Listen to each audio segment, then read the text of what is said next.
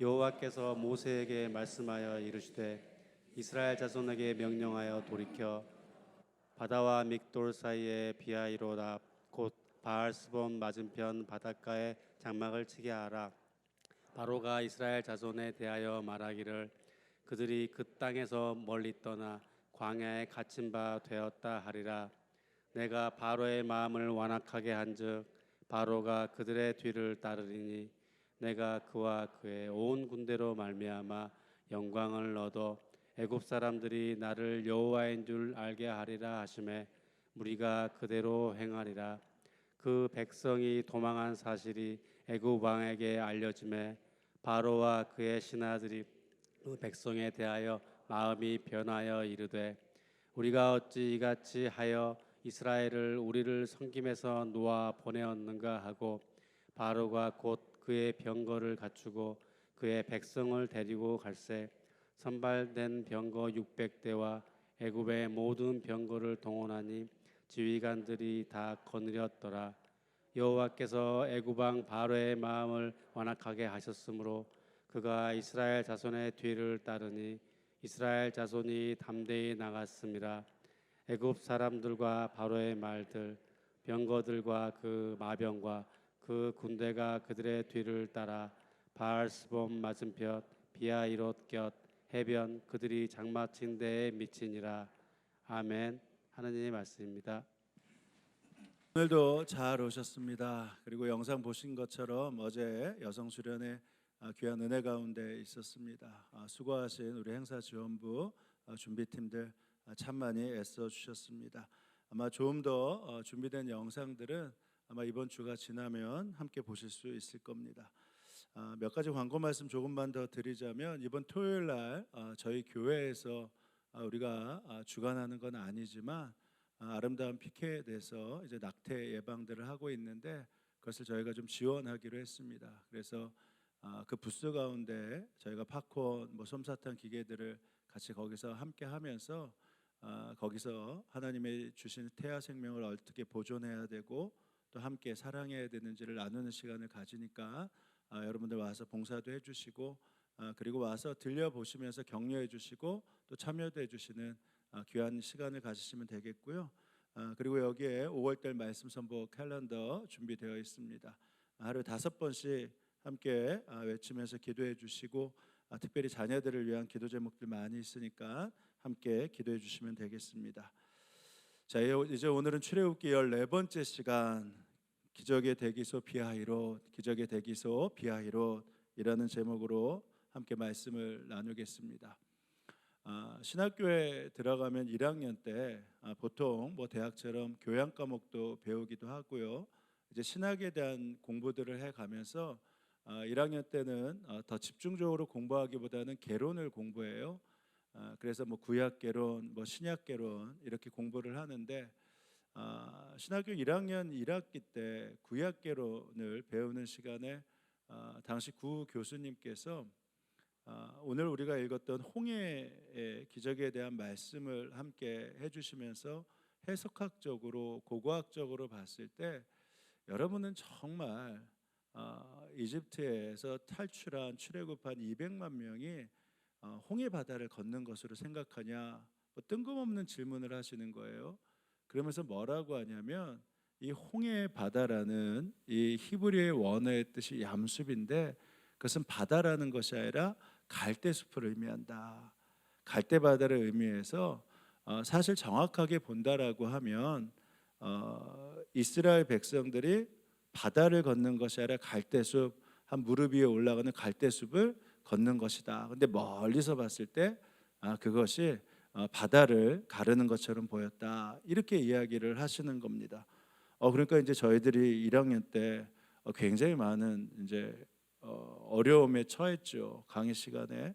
근데 그러고 나서 이렇게 얘기하세요. 근데 한 가지 좀 내가 얘기를 해볼게 하시면서 어떤 전도사가 있는데 신학교를 갓 졸업하고 이제 시골에 목회를 하러 갔는데 거기에 이제 할머니 할아버지들이 많이 계셨는데 유독 할머니 권사님께서 뭘 말만 하면 할렐루야 아멘하고 무조건 그렇게 대답하시는 분이 계시다. 오늘도 그랬잖아요. 마지막에 쭉 이렇게 하신 분 계시잖아요. 그런 것처럼 그냥 무조건 뭐만 하면 아멘 할렐루야 하시는 분이 계시니까 이제 목회를 하신 분이 좀 무조건 맹목적인 믿음은 아니다라는 것을 가르쳐 주고 싶어서 이제 이 부분을 나눈 겁니다. 홍해라는 것이 바다를 걷는 것이 아니라 야무숲이라는 뜻인데 갈대숲을 걷는 것이다. 갈대숲을 걷는 거니까 홍해 바다를 걷는 것이 아니라 이것은 가짜다.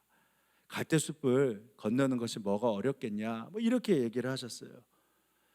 근데 예배가 끝나고 나서 그 권사님이 할머니 권사님이 너무 은혜를 받고 오히려 더 막 큰 소리로 기도를 하는 겁니다. 그러니까 이제 전도사님이 이상하죠. 이러면 오히려 의심을 해야 되는데 오히려 왜 더 은혜를 받고 기도를 하나. 그래서 할머니께 물어봤죠. 왜 그러시냐. 아마 여러분 들어보셨을 거예요. 하나님의 능력이 정말 대단하시다. 어떻게 무릎까지 되지 않는 그 갈대숲을 건너는데 이집트 군은 전멸을 거기서 당했냐. 이게 말도 안 되는 일이 벌어졌으니 하나님이 정말 위대하다. 뭐 이렇게 기도를 했다라는 얘기를 하시면서 그 당시에는 이제 학생들에게 제군들 그랬잖아요. 제군들, 우리가 하나님의 말씀을 배우다 보면 어쩔 때는 이해되지 않는 부분도 있고 어쩔 때는 고고학적으로 해석학적으로 꼭 맞지 않는 부분도 있을 수 있습니다. 그렇지만 제군들은 하나님의 말씀을 전하는 사람들입니다. 당신들이 어떤 말씀을 할 때 믿음으로 선포해지고 그것들을 믿고 나아가야지 그것이 기적이 되고 능력이 되고 은혜가 되는 것이지, 합리적으로만 생각하면 그러면 성경은 그저 교훈과 도덕에 불과하다. 제군들은 하나님의 말씀을 전하는 사람들이기에 믿음을 가지고 말씀을 전해야 된다. 그러면서 우리에게 하나님의 말씀은 생명이다 이렇게 전하셨던 기억이 납니다. 신학교 졸업한 지 벌써 30년이 훌쩍 넘었잖아요. 근데도 그때의 말씀이 잊혀지질 않아요. 여러분, 우리가 하나님의 말씀을 들을 때 그냥 이것이 하나님의 말씀이다 라고 하는 글자로만 보면 성경은 그냥 윤리와 도덕적인 삶에 불과합니다. 그러나 이 말씀이 하나님의 말씀이고 생명이고 능력이다 라고 믿고 나아가면요, 그것이 그때서부터 기적이 되고 능력이 되고 생명이 되는 것입니다. 저는 오늘 말씀을 들으시면서 믿음으로 해석됨으로 말미암아 단순히 좋은 이야기였구나, 기적이었구나 라는 것이 아니라 내 삶에 나타나고 내 삶을 이루어가는 하나님의 역사가 되길 주님의 이름으로 축원합니다. 자, 오늘 지난 시간에 이어서 함께 좀 말씀을 나누겠는데, 지난 시간 이스라엘 백성이 출애굽하면서 지도를 보신 것처럼 고센 땅에서 하나님께서 그냥 가나안으로 들어가면 3, 4일이면 갈 수 있는 지중해 해변으로 그들을 인도하지 않으셨어요. 그냥 지금 고센 땅에서 보시는 것처럼 지중해 해변으로 넘어가면 지금 가자 지역이죠. 그쪽으로 하면 3, 4일이면 가나안 땅으로 들어갈 수 있었습니다. 근데 하나님께서 그렇게 안 하신 이유가 그곳에 있는 블레셋과 전쟁을 벌일 때 이스라엘이 패할 것이 염려되어서 그 길을 우회하게 만들었다, 이렇게 말씀을 전해드렸습니다.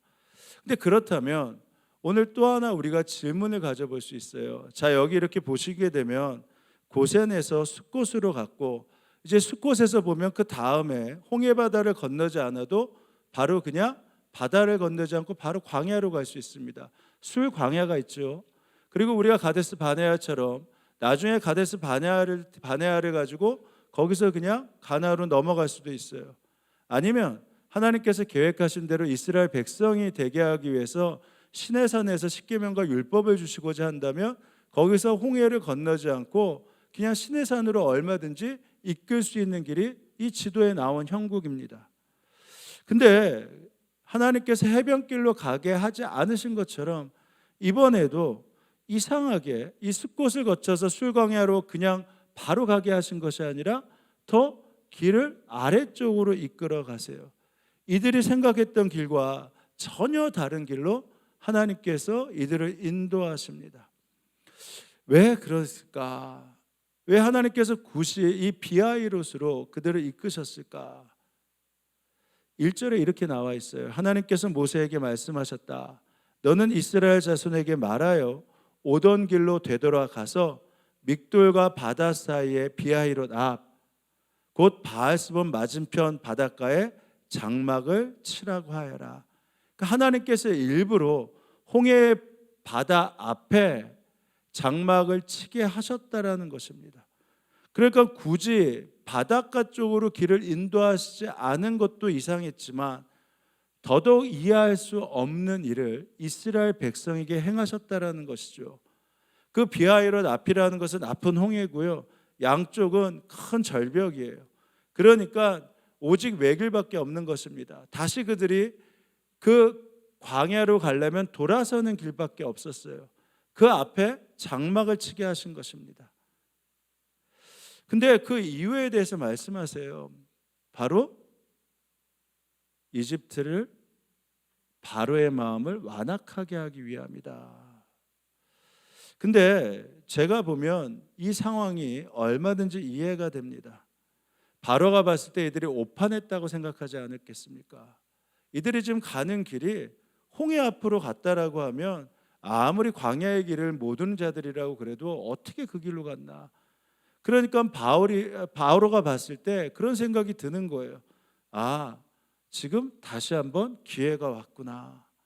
왜냐하면 이들이 그 자리에 들어선 것을 알았을 때 그 상황에서 바로의 마음이 어떻겠어요? 첫 번째는 지금 이들이 출애굽하고 난 다음에 굉장히 마음이 창피했을 거예요. 왜냐하면 그 당시에 바로는 신의 대리자였거든요. 그러니까 신의 아들로 추앙받고 있었는데 종의 아들이고 종의 리더였던 모세와 아론과의 이 대결에서 11전 11패를 한 것입니다. 최강의 나라에서 최강의 신을 섬겼던 바로가요, 종들의 신에 불과했던 그들의 여호와에게서요 완전히 패하고 마른 거예요. 그러니까 바로의 입장에서 봤을 때 얼마나 이것이 면이 떨어지는 상황입니까? 그러나 두 번째 문제가 있어요.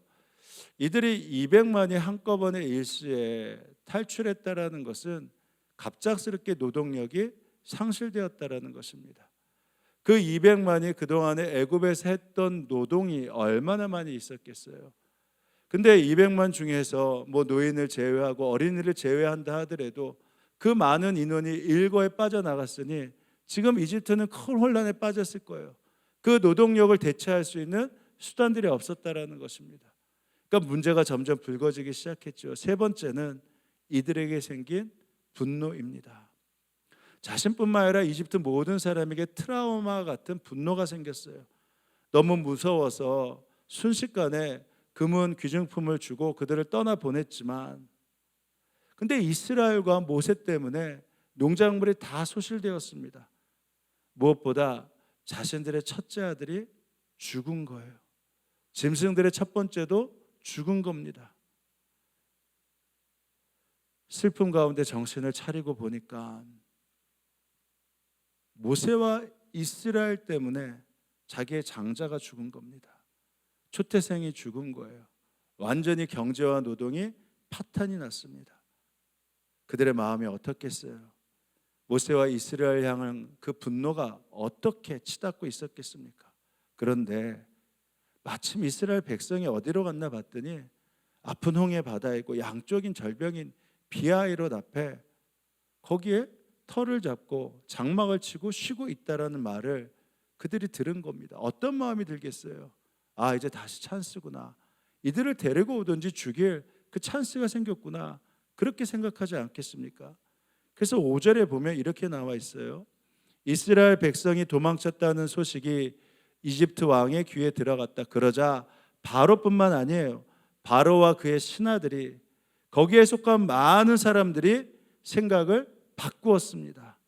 우리에게 종살이나 하던 이스라엘 백성을 이렇게 풀어놓아 주다니. 정신 차리고 보니까 말도 안 되는 행동을 하는 거예요. 어쩌자고 우리가 이렇게 했지? 후회하고 있는 것입니다.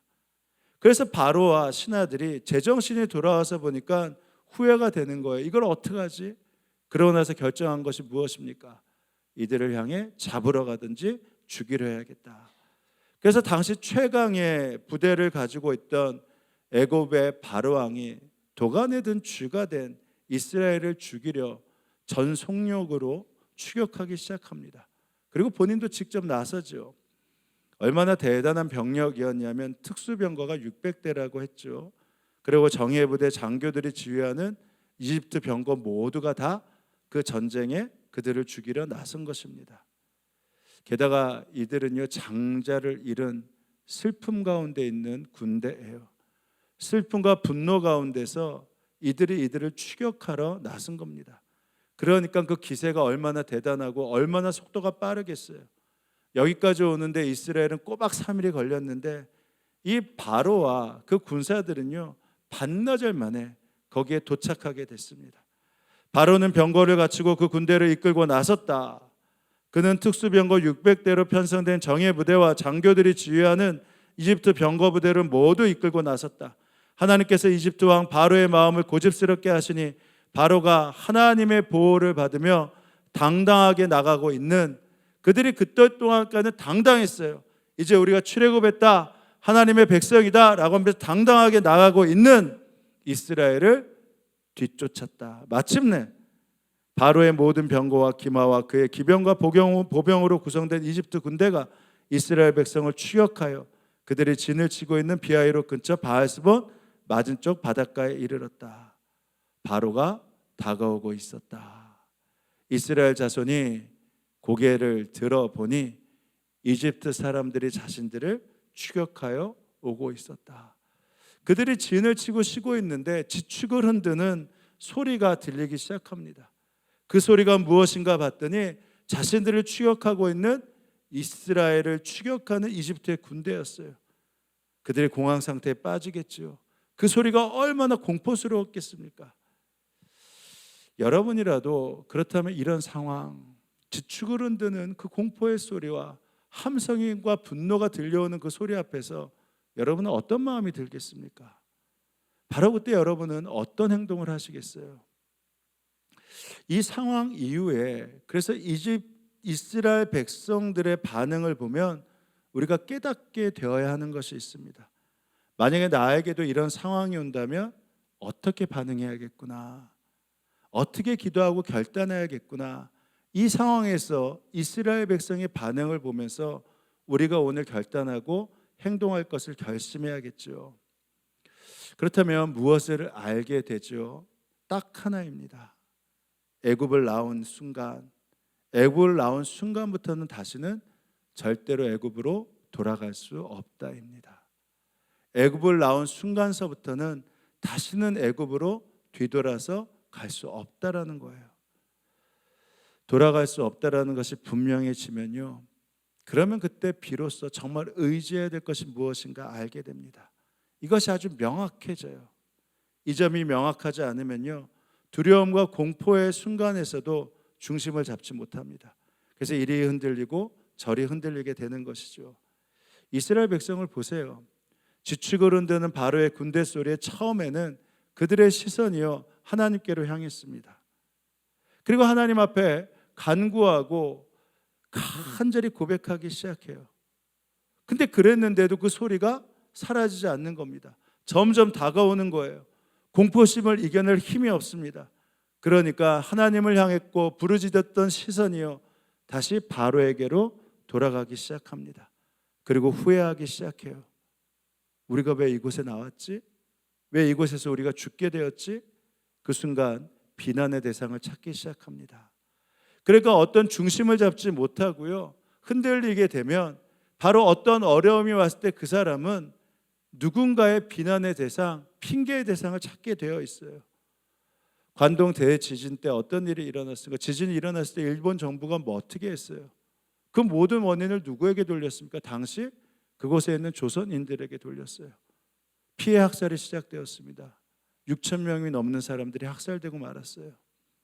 로마 시대 네로 황제 때 로마에 큰 화재가 일어났죠. 그때 네로는 그 원인을 기독교인들에게 돌렸습니다. 근데 중심을 잡지 못했던 백성들이 기독교인들을 무차별로 죽이기 시작했습니다. 왜냐하면 속죄양이 있어야 되거든요. 이들이 흔들리기 시작하면서 시선이 바로에게 향하기 시작하니까 그때 속죄양을 만들어야 됩니다. 제일 편한 속죄양이 누구였겠습니까? 그들을 이끈 모세였어요. 모세에게 책임을 추궁하기 시작하죠. 아니 이집트에 매장지가 없어서 우리를 죽이려고 광야로 데리고 왔습니까? 우리를 왜 여기로 데려고 왔습니까? 왜 우리를 이집트에서 이끌어서 이 꼴을 당하게 합니까? 마치 모세가 바로의 군대를 지금 직접 데리고 오는 것처럼 계속 모세를 몰아붙이기 시작합니다. 심지어는 모세가 처음부터 자기들을 죽이려는 의도로 여기까지 인도한 것처럼 신랄하게 비난하기 시작합니다. 해방의 영웅 모세가 그렇게 하루아침에 순식간에 공공의 적이 되어버리고 맙니다. 지난 사흘 동안 그들이 당당하게 길을 나섰을 때 그들의 모습은 어떠했겠습니까? 노예 생활에서 해방된 기쁨을 맛보면서 그 인도했던 그 모세를 보면서 감격했을 것입니다. 그 일을 인도했던 하나님께 무한 감사를 드렸을 거예요. 그리고 모세를 보면서 감사하다고, 당신으로 인해서 우리가 해방되었고 이제는 출애굽했고 당당하게 살 수 있었다고 만약에 보면 볼수록 모세에게 감사를 표현했을 것입니다. 근데 불과 사흘 만에 급변했어요. 분위기가. 무엇이 문제였죠? 그들을 추격해 온 바로와 그 군사가 문제였을까요? 아니요. 그들이 아직 결단하지 못해서 그렇습니다. 그들이 아직 약자의 속성, 종의 속성, 내가 누구에게 속했나를 아직 정확하게 결단하지 못해서 그렇습니다. 그들은 모세를 원망하며 말하였다. 이집트에 묘자리가 없어서 우리를 이 광야에다 끌어내어 죽이려는 것입니까? 우리를 이집트에서 끌어내어 여기서 이런 일을 당하게 하다니 왜 우리를 이렇게 만드십니까? 이집트에 있을 때 우리가 이미 당신에게 말하지 않았습니까? 지금 해방되었거든요. 근데 뭐라고 말합니까? 광야에서 나가서 죽는 것보다 누구를 섬기는 것이, 이집트 사람을 섬기는 것이 더 나으니, 이들이 이미 자유인이 되었는데 이미 나는 그래도 다시 종으로 되는 것이, 종으로 사는 것이 낫다. 이집트 사람을 섬기는 것이 더 나으니 우리가 이집트 사람을 섬기게 그대로 내버려두라고 하지 않았습니까? 물리적으로 심리적으로 이미 이집트의 속박에서 벗어나 해방되었는데, 그런데도 그들이 어려움이 있게 되자 다시 그때의 시절이 좋았다 이야기하는 것입니다. 만약에 그렇다면 이들이 앞으로도 이런 어려움이 있다라고 하면 이들의 습성이 어디로 돌아가겠습니까? 다시 종의 습성, 다시 이전의 습성, 그래도 이전이 어려워도 더 나았다라고 이야기하는 그 모습으로 그들이 다시 회개하지 않겠습니까? 어려움이 가중될 때마다 계속 흔들리겠죠. 핑계를 대면서. 여러분, 흔들려도요, 하나님 안에서 흔들리는 것은 괜찮습니다. 근데 출애굽한 이상요, 애굽과 하나님 사이에서 흔들려서는 안 돼요. 하나님께 부르짖기도 하고 부르짖으면 해결될 줄 알았는데 해결되지 않는다고 해서 다시 애굽으로 돌아갈 걸 후회하고 원망하고 비난의 대상을 만든다 하더라도요, 아무 소용이 없습니다. 괜히 예수님 믿었어, 예수님 믿으면 잘 된다고 했는데 이게 뭐야? 예수님 믿어도 똑같잖아, 오히려 어렵잖아, 예수 안 믿고 예전처럼 사는 게 훨씬 나았잖아. 그것이 더 괜찮은 것 같은데 여러분, 그렇게 될 수 없다라는 것입니다. 왜냐하면 이미 출애굽한 이상 애굽은 더 이상 내가 돌아갈 자리가 될 수 없기 때문입니다. 먼저 교회에서 교구를 맡았을 때 교구 인원이 그 선한 목자 교회였으니까 제가 맡은 교구가 한 1,000명 정도 되지 않았습니까?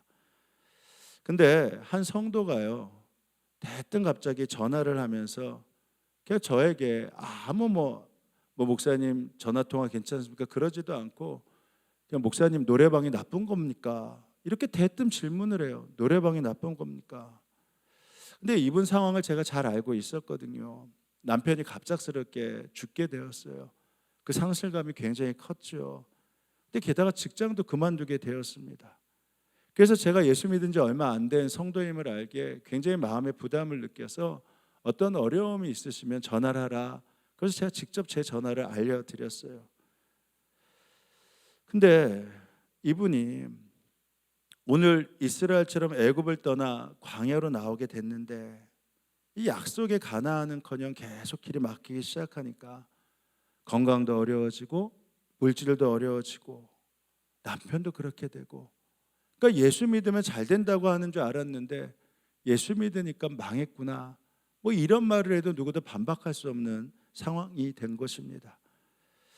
노래방이 나쁜 것입니까? 그래서 이 질문을 듣고 무슨 말인가 했지만 이 동생이 소개해 주는데 동생과 함께 이 노래방을 인수하려고 한다는 거예요. 그리고 직접 운영하는 것도 아니고 동생이 운영을 하면서 필요할 때 자기가 도와주면 된다고.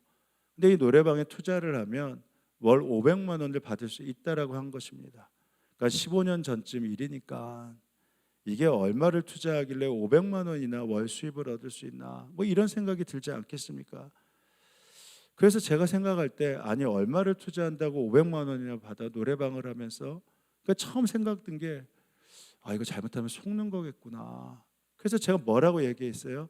잘 알아보셔야 됩니다. 동생이라도 하나하나 잘 알아보셔야지 큰일 납니다. 그렇게 얘기를 들었더니 걱정할 게 없대요. 근데 노래방이 나쁜 것입니까? 라는 생각이 들어서 갑자기 부뜩 이런 생각이 드는 거예요. 그 당시에 이 노래방이 건강한 노래방도 있었지만 이제 여자 도우미가 있으면서 이렇게 퇴폐적인 노래방이 많지 않았습니까? 그래서 제가 그랬어요. 혹시 저한테 나쁜 곳이냐고 물어봤는데 그냥 보통 노래방이 아니라 여자 도우미가 있는 노래방이냐? 그랬더니 그렇대요. 그러고 나서 거기서 돈을 받으면 목사님 제가 11조도 열심히 하고 헌금도 많이 하겠습니다. 그런 겁니다. 그건 아니잖아요. 여러분이 저 같으면 헌금도 많이 하고 11조도 많이 한다고 하면 잘 결정하셨다 그러겠습니까? 근데 제 마음에 그래서 안 되잖아요. 근데 그렇다고 해서 제가 또 단호하게 말씀을 드리지 못했어요. 왜냐하면 말씀드린 대로 예수 믿은 지 채 2년이 되지 않으셨거든요. 그러니까 그 어려움을 겪는 거 다 아는데 너무 강하게 말하면 시험 들까 봐 그래서 돌려서 말했습니다. 참 감사합니다. 옛날 같으면 예수 믿지 않았으면 그럼 이런 고민도 하지 않으실 텐데 예수 믿어서 이 고민을 하셨다는 것 자체가 믿음이 있는 겁니다. 그러니까 잘하셨습니다. 그리고 나서 덧붙이기를 살다 보면 죽을 것 같지만 사는 길이 있고 지금 살 것 같지만 죽는 길이 있습니다. 그러니까 지금 이것을 하신다는 게 죽는 길인지 사는 길인지 잘 분별해 보셔야 됩니다. 잘 기도해 보시면 됩니다. 기도하시면 답이 나올 겁니다. 그러니까 제가 하라는 말이에요, 안 하라는 말이에요. 그가 이렇게 돌려서 말씀을 드렸어요. 왜냐하면 너무 강하게 말하면 시험 들고 떠날까 봐. 그러니까 이런 목사가 참 한심해 보이시죠? 여러분 같으면 이게 무슨 말이냐, 그렇게 해서 돈 버는 거 아니다, 그런 노래방 하면서 살겠다고 하면 안 된다, 이렇게 단호하게 말씀하실 거 아니겠습니까? 속장님 같으면 뭐라고 하시겠어요? 속회원이 그러면 교구장님 같으면 뭐라고 말씀하시겠습니까? 우리 장로님들 뭐라고 대답하시겠어요? 근데 저는 그렇게 하지 못했어요. 그거로 너무 안타깝고 마음이 불편했지만 그렇게 돌려 말하면 그래도 안 하실 줄 알았죠. 근데 몇 주에 물어보니까 하기로 했다는 겁니다. 그리고 가게 때문에 이사도 가신다는 거예요. 내내 마음이 걸렸어요. 그러고 나서 몇 주가 지났는데 오늘 이 부분을 설교하려고 묵상하다가 하나님께서 저에게 강하게 책망하셨습니다. 너가 정말 그 영혼을 사랑한다면, 너가 정말 하나님의 능력을 믿는다면 세상과 타협하는 거 아니다, 다시 돌아가면 죽는 것이다, 이렇게 말을 해야지 뭐가 자신이 없어서 그렇게 돌려서 말했냐. 왜 그런가 하면 저희가 출애굽기 14장 하면 홍해의 기적만 생각나잖아요. 근데 그날은 유독 비하이롯으로 인도하신 이 하나님의 섭리와 손길이 보이기 시작한 겁니다. 왜 하나님께서 억지로 이것으로 이끄셔서 이스라엘 백성이 깨닫고 알길 원했던 게 무엇인가? 여러분, 왜 비하이롯에 하나님이 갇히게 하셨죠? 하나님이 단절시키길 원했으니까, 이들이 애국과의 단절을 원했으니까. 조금만 어려움이 오면 이들이 결국은 다시 애굽으로 돌아가겠다고, 조금만 어려움이 오면 마음이 흔들려서 하나님도 믿지만 오히려 세상 가운데 애국 가운데 사는 것도 괜찮다고 말할까 봐 완전히 과거의 단절을 위해 하나님께서 홍해를 건너게 하시면서 애국 군대와의 단절을, 애국과의 단절을 말씀하신 거 아니겠습니까? 왜냐하면 그렇지 않으면 다시 종의 습관을 가지고 그것으로 어떻게 해서든지 돌아가려고 하겠으니까. 여러분 그런 시각으로 보면 홍해를 건넌 이유가 분명해집니다. 분명히 홍해 때문에 기적을 체험했지만 또 하나는 홍해를 건너는 믿음의 행동을 통해 바로 그들의 애국과의 단절을 하고 그 군대와 전멸을 통해서 다시는 애국과 돌아갈 과거가 끊겨버린 것입니다. 늘 무슨 일만 있으면 광야에 어려움만 오면 그래도 애굽이 좋았어 할 그 잠재적인 위협을 하나님께서 단절시켜 주신 거예요. 애굽의 노예 근성을 끊어버리신 하나님의 역사가 그 안에 담겨 있다라는 것입니다. 보세요. 하나님께서 모세에게 지팡이를 들어 바다 위로 팔을 내밀어 바다를 갈라지게 했잖아요. 이스라엘 백성이 마른 땅을 밟으며 나아갔습니다. 그리고 그 이후에 애굽의 군대가 그 바다에서 완전히 전멸되고 말았습니다. 근데 과정이 이래요. 하나님이 이스라엘 백성을 인도하던 구름 기둥을 바로 갈라놓으면서 뒤로 하셔서 이집트 군대가 쫓아오는 것을 어둠 가운데서 더 이상 전진하지 못하게 막으셨죠. 그리고 밤새도록 동풍을 부셨습니다. 뭐 우리가 영화를 보면 십계 같은 영화를 보면 그냥 모세가 손을 들어 바다에 손을 이렇게 지팡이를 내미니까 쫙 갈라졌는데 밤새도록 동풍을 불었다고 나와 있잖아요. 밤새도록. 그러니까 하루아침에 갈라진 게 아니에요. 근데 그게 이해가 돼요. 영화를 만약에 밤새도록 이 갈라지도록 6시간 동안 그것을 계속 되풀이하면 아무도 영화 안 보죠. 그러니까 그냥 한 번에 쫙 갈라지게 했는데 성경은 밤새도록 바람이 불어서 갈라지기 시작했다고 합니다. 또 이것을 계산한 학자들이 있어요. 어떤 학자는 6시간이다. 어떤 학자는 8시간이다. 자, 한번 보세요. 밤새도록 갈라지고 있지만 애국 군대가 그 앞에서 전진만 하지 못하지 바로 뒤에 있습니다. 얼마나 두려웠겠어요. 근데 그들이 이제 발을 내딛어야 하는데 근데 이들은요 유목민이었어요. 바다를 경험했던 민족이 아닙니다. 그러니까 이들에게 바다는 굉장히 생경한 거예요. 그러니까 지금 어떻게 해야 되나 결정할 수밖에 없습니다. 근데 결정할 수밖에 없죠. 결단당할 수밖에 없죠. 왜? 어차피 뒤로 가도 죽으니까 그냥 생경한 경험해보지 못한 홍해를 건널 수밖에 없는 것입니다. 죽어도 그냥 결단하고 무조건 홍해를 건너갈 수밖에 없는 거예요. 그리고 용기를 내어 홍해를 건너가기 시작하자 하나님께서는 이제 애굽의 군대를 자중질환에 빠지게 하시고 그들을 바다에 수몰시키게 하셨습니다. 이스라엘 진 앞을 인도하는 하나님의 천사가 진 뒤로 옮겨가자 진 앞에 있던 구름 기둥도 진 뒤로 옮겨가서 이집트 진과 이스라엘 진 사이를 가로막고 섰다. 그 구름이 이집트 사람들이 있는 쪽을 어둡게 하고 이스라엘 사람들이 있는 쪽을 환하게 밝혀주었으므로 밤새도록 양쪽이 서로 가까이 갈 수 없었다. 모세가 바다 위로 팔을 내밀었다. 하나님께서 밤새도록 강한 동풍으로 바닷물을 뒤로 밀어내시니 바다가 말라서 바닥이 드러났다.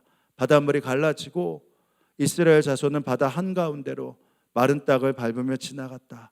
물은 좌우에서 그들을 가리는 벽이 되었다. 여러분 그러니까 이게 신나서 걷는 길이겠습니까? 얼마나 두려워요. 지금 이들이 바다를 모르는데 지금 옆에 바닷길이 열려 있고 이것이 조금만 움직이면 다 그들도 수염을 대는데 그렇다고 뒤로 갈 수도 없고 그냥 그러니까 앞으로 전진할 수밖에 없는 상황입니다. 그러니까 막 이게 신나가지고 기적을 경험해서 가는 길이 아니에요.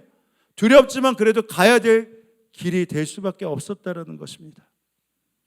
뒤이어 이집트 사람들이 쫓아왔다. 바로의 말과 병거와 기병이 모두 이스라엘 백성의 뒤를 쫓아 바다 한가운데로 들어왔다. 새벽녘이 되어 하나님께서 불기둥과 구름 기둥에서 이집트 진을 내려다보시고 이집트 진을 혼란 속에 빠뜨렸다. 하나님께서 병거의 바퀴를 벗기셔서 전진을 어렵게 만드시니 이집트 사람들은 이스라엘 사람들을 쫓지 말고 되돌아가자 그들의 주가 그들의 편이 되어서 우리와 싸운다 하고 외쳤다. 하나님께서 모세에게 이르셨다. 너는 바다 위로 너의 팔을 내밀어라. 그러면 바닷물이 이집트 사람과 그 병거와 기병 쪽으로 다시 흐를 것이다. 모세가 바다 위로 팔을 내미니 새벽녘에 바닷물이 본래의 상태로 되돌아왔다. 이집트 사람들이 되돌아오는 물결에서 벗어나려고 하였으나 하나님께서 이집트 사람들을 바다 한가운데 빠뜨리셨다. 이렇게 물이 다시 돌아와서 병거와 기병을 뒤덮어 버렸다. 그래서 이스라엘 백성의 뒤를 따라 바다로 들어간 바로의 모든 군대는 하나도 살아남지 못하였다. 이 성도 때문에 아파했기 때문에 아마 이 말씀을 하나님께서 깨닫게 하셨던 것 같아요. 아, 하나님의 백성이 된 순간 과거를 꺼내내야 될 결단할 시간이 있구나. 애굽의 장소라는 것이 오히려 사는 길이 아니라 죽는 길이구나 라는 것을 보여주시는 상황들이 있구나. 테러를 아예 차단하시며 그리워하지 않게 만드시는 하나님의 뜻도 있겠구나. 그러니 비하이롯이라는 장소를 볼 때요, 바로의 시각으로 보면요, 그건 죽는 길이에요. 그건 죽음의 대기소입니다. 실패의 대기소예요. 절망의 대기소입니다. 근데 하나님의 시각으로 보기 시작하면요, 그것은 기적의 대기소입니다. 과거를 끊어버리고 오직 하나님으로만 살 수밖에 없게 만드시는 바로 기적의 대기소, 약속의 대기소가 됐던 것입니다. 그렇잖아요. 유목민이었던 그들이 한 번도 경험해보지 못한 이 바다를 건널 때, 그러나 돌아갈 길은 어차피 죽을 길이니 앞으로 갈 수밖에 없다면 이제 그들의 결단은 과거를 끊어버리는 것입니다. 이게 믿음이 해석이라는 거잖아요. 똑같이 보는데 모세의 시각으로 보이느냐, 바로의 시각으로 보이느냐, 하나님의 시각으로 보이느냐, 애굽의 시각으로 보이느냐에 따라서 똑같은 장소가 아, 이것이 살 길이구나, 이것이 죽을 길이구나, 똑같은 장소가 그렇게 해석되고 그렇게 결정될 수 있다라는 것입니다. 하나님 없이 판단하면요, 평가하면요, 멀었다, 안 된다, 포기해라, 다시 돌아가라 이지만 하나님을 믿는다고 하면서도 변한 거 없잖아, 계속 어렵잖아, 예수 믿는다고 뭐가 새로워져? 바로 그 상황이 될 수밖에 없지만 하나님을 바라보면서 이제 나에게 하나님께서 비하이롯으로 나를 이끄셨다라고 믿기 시작하면요, 아, 이제 기적이 시작되었구나, 하나님의 역사가 시작되었구나, 이제는 나는 바로의 종이 아니라 하나님의 백성으로 새롭게 살 수밖에 없으시는 하나님의 능력이 시작되었구나 라고 선포할 수 있는 바로 그 은혜와 약속이 바로 그것에서 펼쳐지게 된단 말입니다. 그날 아침 참을 수가 없었어요. 그래서 그 성도에게 전화를 했습니다. 제가 잘못했다고,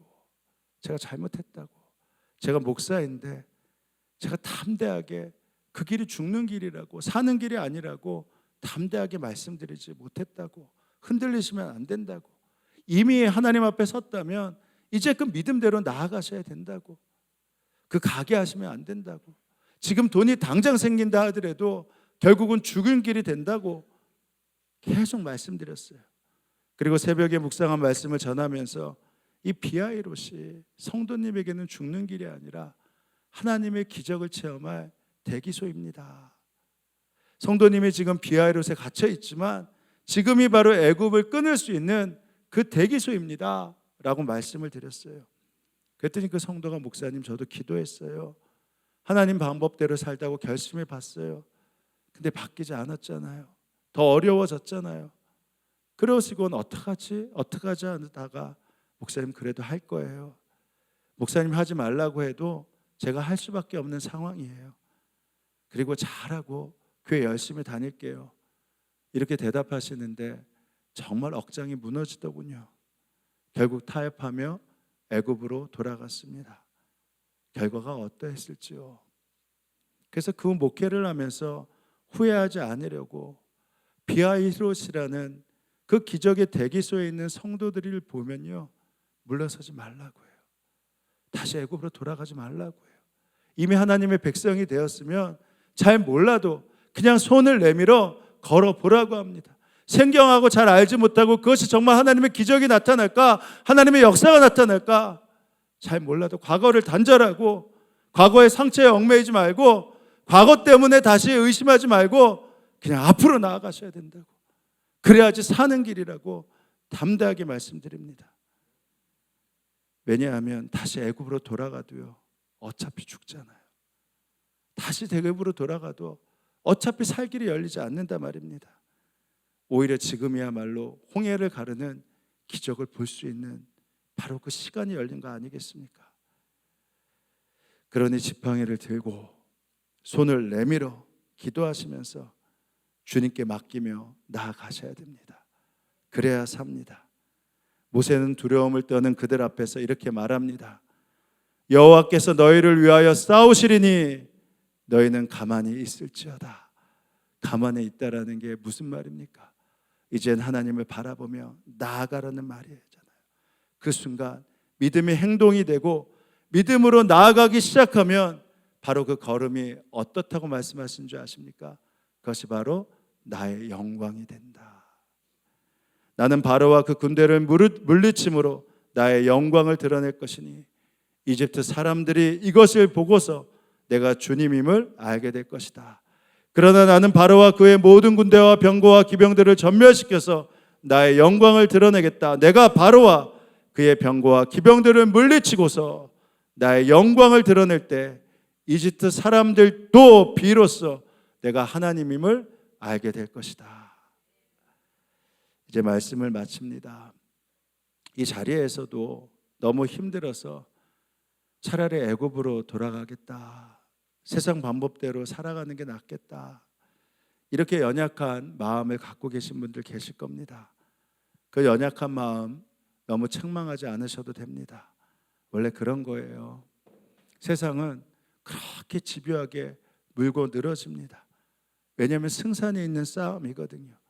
인간의 속성이 조금만 힘들어도 포기할 정도로 다시 되돌아갈 것이라는 거, 그 약하다는 거 사단이 너무 잘 알기 때문입니다. 근데 오늘의 말씀처럼 믿음의 시선이 조금만 열리면 비아히로시다는 예수 믿어도 여전히 어려울 수밖에 없는 다 꽉 막힌 바로 그 장소가 이제 하나님의 역사가 시작되는 기적의 대기소라는 거 분명히 알 수 있게 됩니다. 그냥 홍해가 열리지 않아요. 믿음의 고백을 넘어 믿음의 발걸음이 시작돼야 홍해가 열린다 말입니다.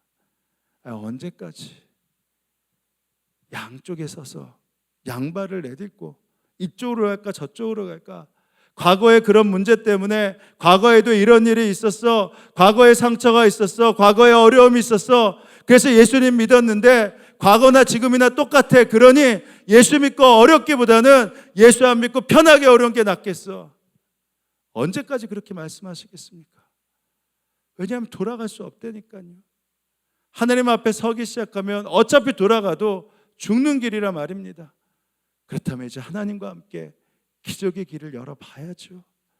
죽을 것 같이 힘들어도 이제는 세상 방법으로 살 수 없게 됐으니 눈에 보이는 환경대로 살지 않겠다.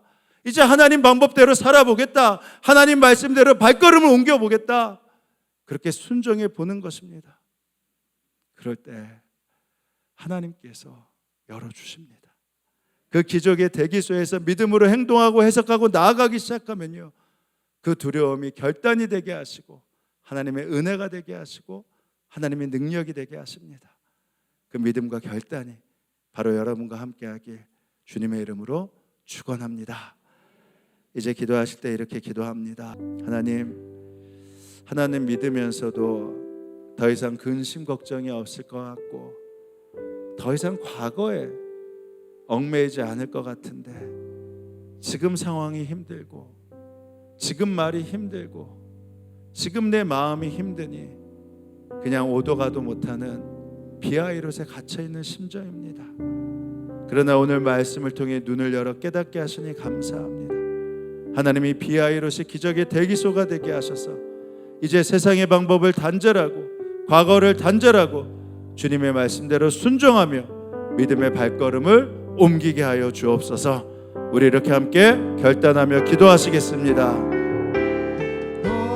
하나님 아버지, 하나님께서 주시는 놀라운 은혜들, 놀라운 약속을 믿으며 나아갑니다. 하나님께서 이 비아이롯이 기적의 대기소가 될 수 있도록 세상의 방법을 단절하고 주님의 방법대로 말씀대로 순종하며 믿음의 발걸음을 옮길 수 있도록 인도하여 주옵소서. 그래서 주님 아버지 하나님, 정말 주님으로 인하여 이제는 주님 홍해를 여는 기적을 경험하게 하시고, 주님 여전히 두렵지만 이제는 뒤로서는 물러서지 않게 하시며 앞을 향해 한 걸음 한 걸음 내디딜 수 있는 믿음의 은혜를 더하여 주옵소서. 그리할 때 주님 하나님의 살아계심이, 하나님의 역사하심이, 하나님의 능력이 내 삶에, 우리 가정에 온전히 펼쳐질 수 있도록 하나님 함께하여 주옵소서. 그 은혜를 기대합니다. 은혜와 사랑이 충만하신 하나님, 예수님을 믿었는데 여전히 생활이 바뀌지 않습니다. 처음에는 응답이 있고 역사도 있는 것 같았는데 예수를 믿었어도 점점 어려움만 가중되어 꼼짝 달싹할 수 없는 어려움에 갇혀 있습니다.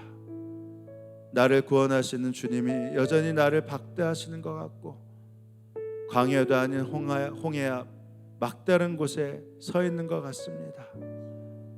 하나님, 왜 그렇게 과거의 상처가, 과거의 어려움이, 세상이 이 비아이롯 앞에서 바로 저를 움직입니까?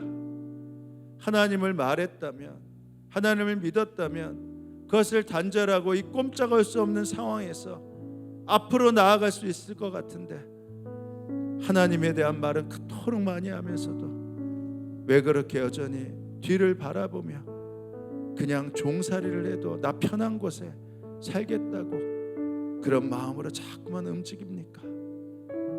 믿음은 계산이 아니라 모험이라 하셨사오니 정말 보이지 않는 하나님을 의지하며 홍해를 꿰뚫어 보게 하여 주옵소서. 그리하여 기도할 뿐 아니라 기도한 후 행동하는 순종하는 믿음의 발걸음에 힘을 더하여 주옵소서. 주님, 오늘도 북한을 위해 기도합니다. 북한 땅에서 숨을 죽이며 북한이 죽게 돌아오길 위해 기도하는 믿음의 성도들에게 오늘도 이기림을 주시고 천국 소망을 열어 주옵소서. 억류되어 있는 선교사님, 목사님, 성도님들 속기 석방되게 하여 주옵소서. 전 세계가 더 이상 전쟁으로, 테러로, 여러 가지 재난으로 무고한 생명이 학살되고 죽어가는 일이 없게 하시고, 복음을 전하기 위해 나아가 계신 선교사님들을 비롯한 그의 가정들, 복음의 능력이 나타나 그 땅 가운데 하나님의 역사를 이루어 주옵소서. 병환 가운데 있는 성도들에게 은총을 베풀어 주시고 넘어진 자 예수의 이름으로 일어나 걷게 하여 주옵소서. 오늘도 주님께 감사하여 허락하신 것의 일부를 떼어 봉헌합니다.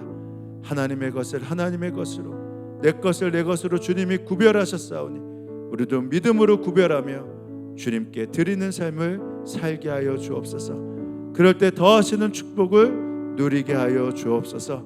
감사드리며 예수님의 이름으로 기도합니다. 아멘. 자, 우리 다 함께 일어나셔서 우리 옆에 분들과 함께 인사하시죠. 사모하는 영혼에게 주님이 좋은 것으로 채워주십니다. 이렇게 인사하시겠습니다. 우리 함께 찬양합니다. 하나님은 우리의 피난처가 되시며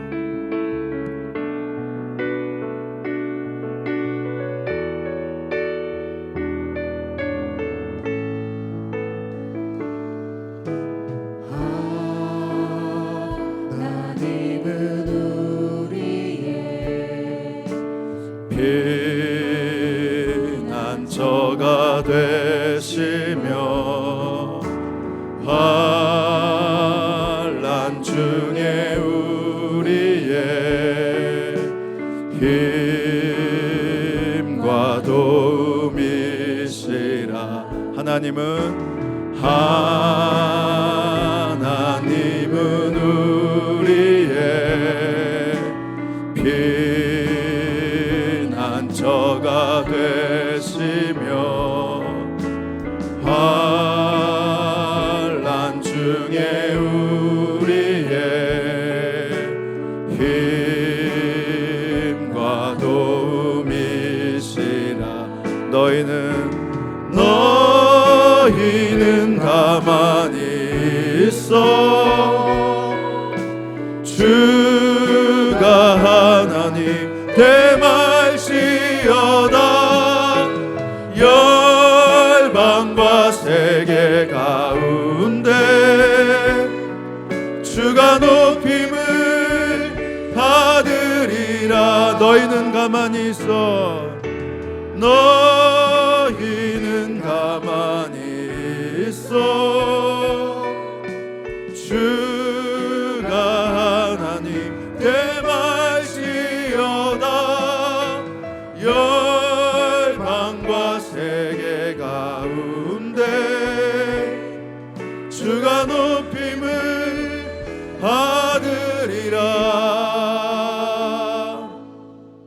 지금은 성부, 성자, 성령 삼일체 하나님의 은혜와 사랑이 이 예배 함께한 성도들 머리머리 가운데, 그들의 일터와 가정 가운데 지금으로부터 영원히 함께하옵시기를 간절히 축원하옵나이다.